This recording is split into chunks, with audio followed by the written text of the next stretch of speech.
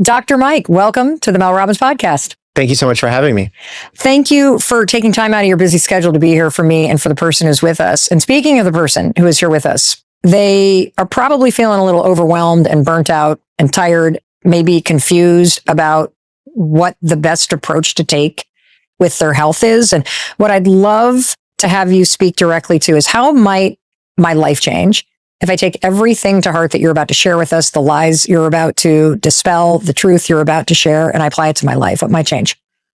You'll get better control of your life. These days, our attention is pulled in so many different directions. People promising us miraculous results, healthcare communities confusing us, the healthcare system screwing us. So my goal in presenting all this information and data that I've lived, experienced, practiced, guided patients through is that you'll have better control to make the decisions based on what's important to you. As a doctor, my goal is to not make decisions for my patients. It's to present the data in the most transparent, relatable, honest way so they can take that data and make the decision for themselves that fits their goals. And that could be a different decision than I would make, and that's okay. So the goal is to give you the power today. I love that you said that's okay. Why is it okay if somebody doesn't take the advice that you're giving them when you know that it could possibly make them healthier or feel better? Because as a doctor, we actually screwed this up many times over the last decades, and probably even more so before my time, where doctors felt like they were telling you what to do. It's a very paternalistic relationship, very parent-like. You have to lower your cholesterol. You have to do this. A patient doesn't have to do anything. In fact, everyone has their own risk tolerance that they're comfortable with. Everyone wants to live life in a slightly different way, and that's totally okay. What I want to do is give my patients the choice with the best information that we have at hand, unadulterated, honest, so that they can choose, do I want to participate in this activity? Do I want my child to do this activity? What are the risks of doing this activity? And then they can make the best decision. That's truly the heart of good medicine, and that's called informed consent. You know what I love about you? And it just occurred to me that so many people first meet you because you have the largest health and medical channel online on YouTube. You are the most followed practicing medical doctor online, but you also are a doctor in clinical practice who sees firsthand patients that come in probably with printouts, probably that have gone down rabbit holes, misinformation, things from influencers that, they've been convinced to think. And so as a practicing clinical physician, you're dealing with the misinformation in exam rooms every single day. I would even venture to say that my patients are dealing with the misinformation. In fact, the reason why I started this whole social media platform was because I saw in my residency training my patients falling victim to the same traps over and over again, the same fear-mongering, miracle-promising approaches.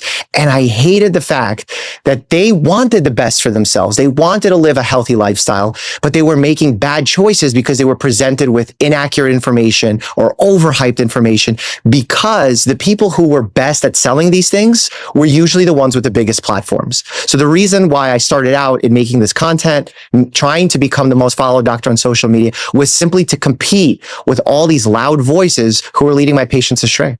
Why, Dr. Mike, is taking care of your health feel harder than ever? I think because there's so much noise, and it's not just healthcare noise. It's political noise. It's technological noise. I mean, you get a phone and 2 days later, there's an update for your phone. A month later, there's a better version of your phone. There's so many things fighting for your attention in this attention-focused economy that it becomes very difficult to make decisions without feeling overwhelmed. So I understand what that feels like when you're trying to do the best for yourself, for your loved ones, for your kids, and you're just not knowing what the right approach is because you hear 3 different options or promises, and they're all directly opposed to one another. So I understand, I sympathize with my patients, why it's so hard to make the right choice, especially with so much judgment out there as well. I think it's one of the other reasons why I think a lot of us feel like when we really find somebody with the medical expertise or the research-backed expertise on a topic related to health in particular, the recommendations tend to be like, oh yeah, that's right, I need to move my body. Oh yeah, that's right, I need to be healthy. Grandma was right a lot more than we give her credit for, But I wonder if the reminders are more important than ever because there's so much noise that's clouding what you really know are the true pillars of what we should and shouldn't be doing. Yeah, the reminders to do those basic activities, the tenets of health that we've practiced for generations of sleeping well, eating a plant-focused diet with fruits, vegetables, lean sources of protein, exercising, social connections, all sleep, all these things are so important. But then we also need to not get distracted off of these pillars because it's easy to sell shortcuts. It's hard to sleep 7 to 9 hours a night, especially when you're anxious. And then when you don't sleep well, you become more anxious. And when you're more anxious, you eat unhealthy. And then your weight changes and you have a chronic health condition. And it's this spiral that you go down where it's like, how do I see the light? And usually that light is given by people who want to weaponize that. Or sell you something. Or sell you something. And honestly, I think this is where we fail in healthcare.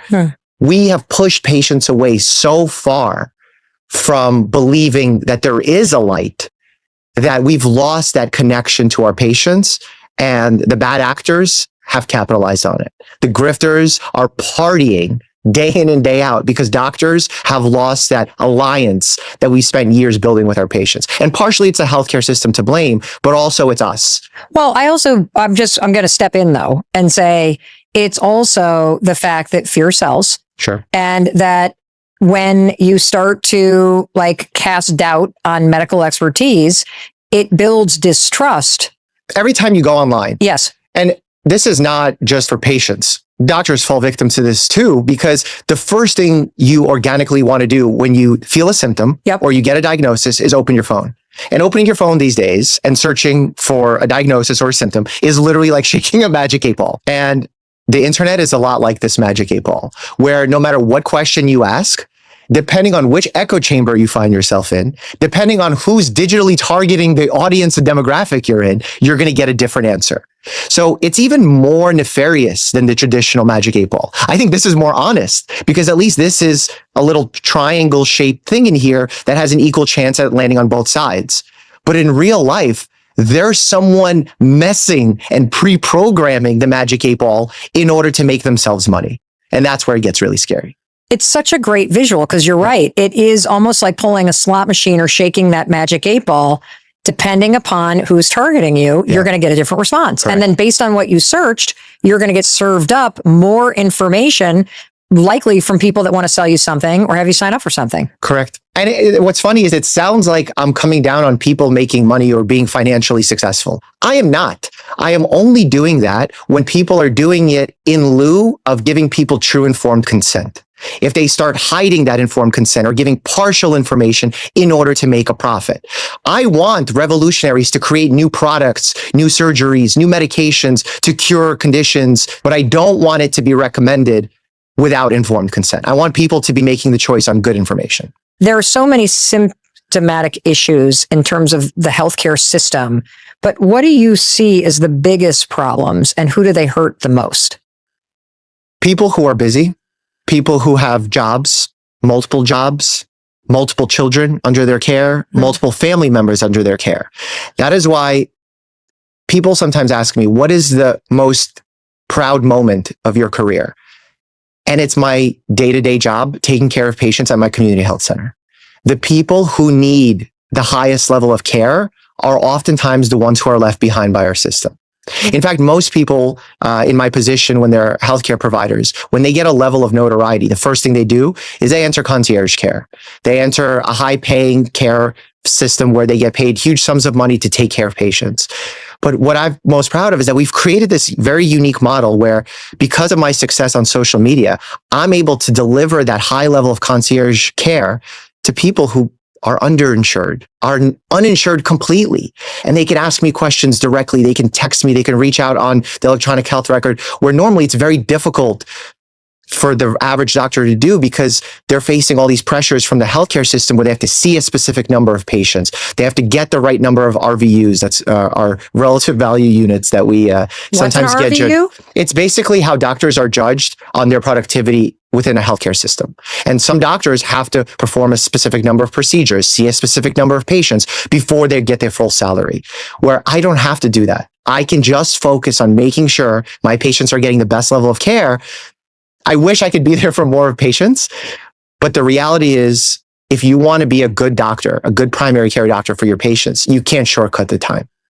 Time is that most important variable that allows that alliance that we've lost focus on to be formed, trust to be earned, information to be adequately processed by both parties. Because while the patient is learning about the condition, I'm learning about the patient and what choices they want to make. So when I'm giving advice, I'm not giving advice based on what I want. I'm trying to give advice based on what I've learned and what's important to them. So that takes time. Well, and as you were just describing that person, which I think is basically a normal person that has a tremendous amount of pressure on them, if you go see somebody that only has 10 minutes and your symptoms get dismissed, or it's sort of like, well, you're just going to brush it off, then yet again, you're getting the messaging that it doesn't matter anyway. And I got to just keep on pressing forward and living like this. And there's a way to actually reach people. There is. And there is a notion in the scientific community where people feel their doctors are gaslighting them more. They're feeling that their complaints aren't being heard. They're being ignored. And I understand why they feel that way. It's reasonable to feel that way. First of all, we have to validate that right at the outset. But at the same time, I have to be honest. I don't think doctors in 2026 are suddenly gaslighting their patients more often because they don't care. I think our healthcare system is so broken and is set up in such a flawed way where doctors have no choice but to leave their patients sometimes feeling gaslit. And it's terrible.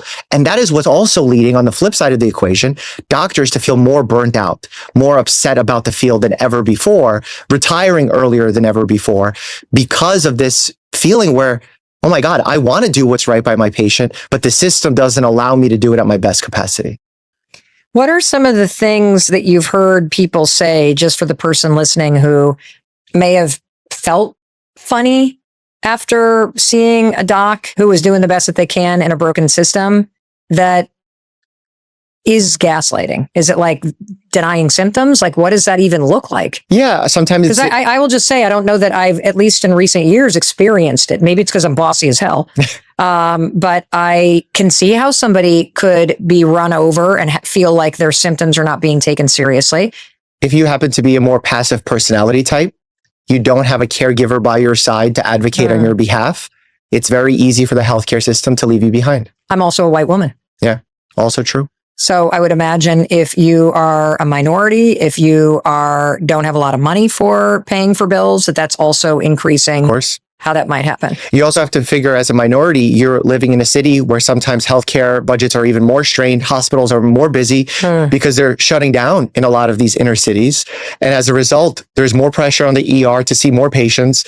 And how can you give accurate care, standard care even, to so many people where you don't have the resources to do it? And you end up triaging in a way where people feel unseen, people feel hurt. So that makes a lot of sense, and it makes me really sad. Another thing that makes me very sad is the state of the cost of getting medical treatment, and the reality of how many people face bankruptcy after a big diagnosis, or just the fear that people have over their medical bills. I have a very close friend who has a scan that she needs to get done. Right. It has been recommended by a doctor. It is not getting cleared by insurance.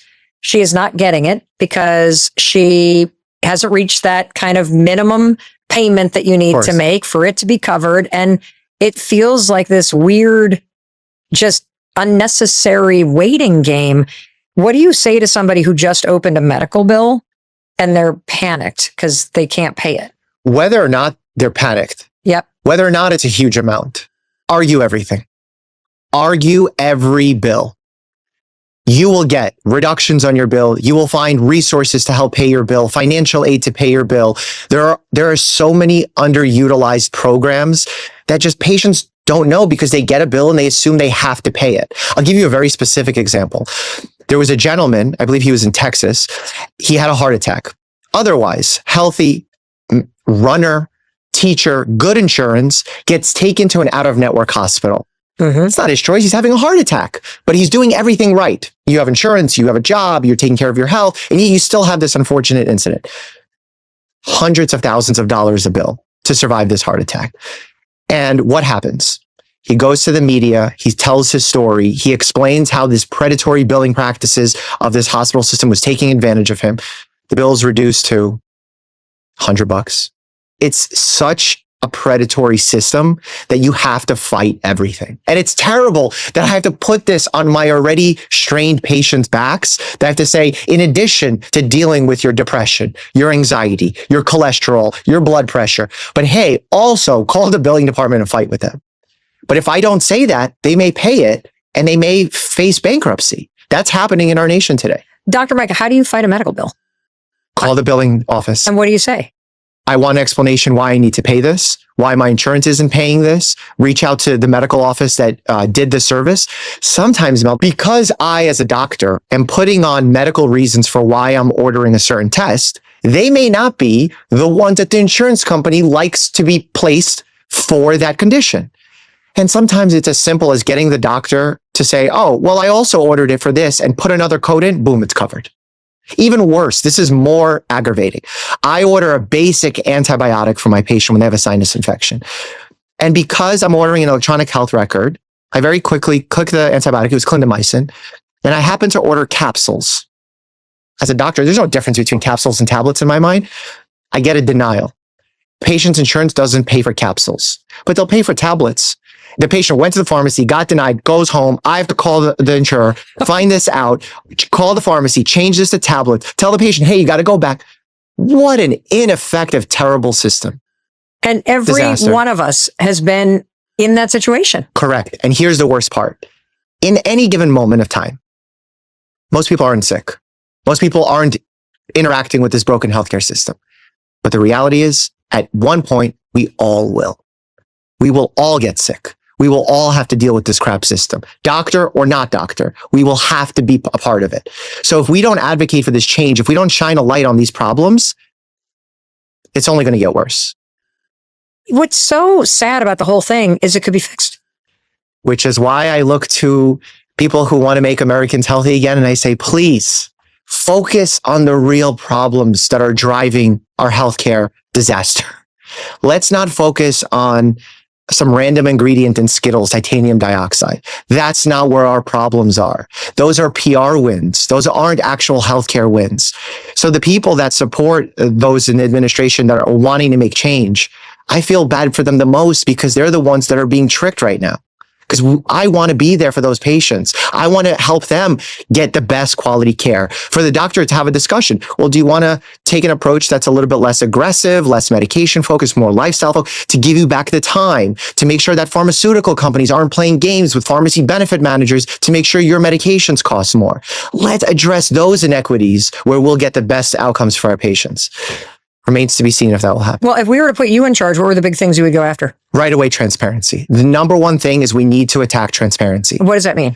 There are so many companies that are now functioning in all of these worlds. And I'll explain what I mean. There's companies that function in the pharmacy space, the pharmacy benefit manager space, where they actually decide what medications are covered and which ones are not. Capsules versus tablets. Yes. Generics versus. And here's the wild part about all of that. The PBMs, these pharmacy benefit managers, were created to save us money. And now they've become billion-dollar entities on themselves because they say, oh, well, if we save a patient $2, we can take $1 for ourselves. And they're owned by a lot of the pharmacies? They're owned by the pharmacies. They're owned by the healthcare insurers, and they're owning the entire system. So they're taking money out of one pocket, shifting it to another. And no one knows exactly how that's happening because it's not transparent, very poor regulation because of lobbyists. And no one's really talking about it in a way that's getting attention.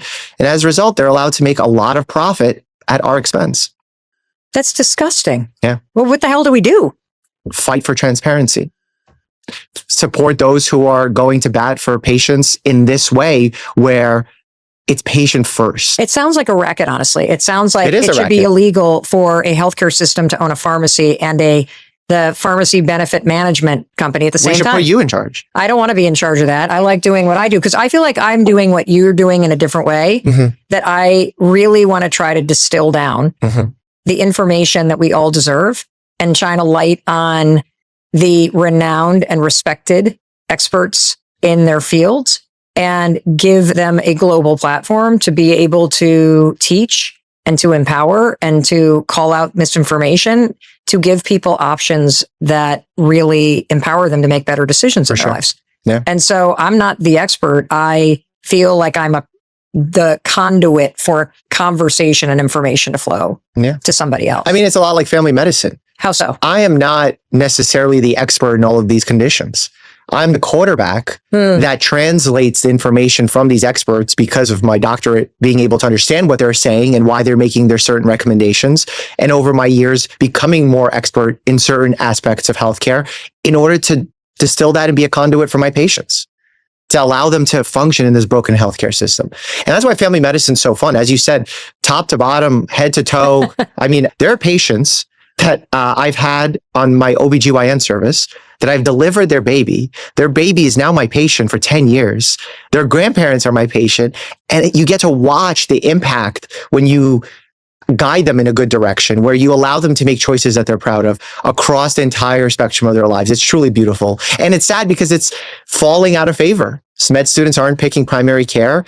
The incentives aren't there for them to be paid more. And it's one of the lowest paying specialties. And as a result, we're losing the brightest minds to more procedure-based specialties. You know, it's interesting. If you're listening, you're not seeing this, but if you're watching us on YouTube right now, maybe you caught it. You love what you do so much that you were smiling, even as you talked about the fact that being in family medical practice is declining because it's one of the lowest paid slices of the medical profession, but I can tell it brings you so much joy.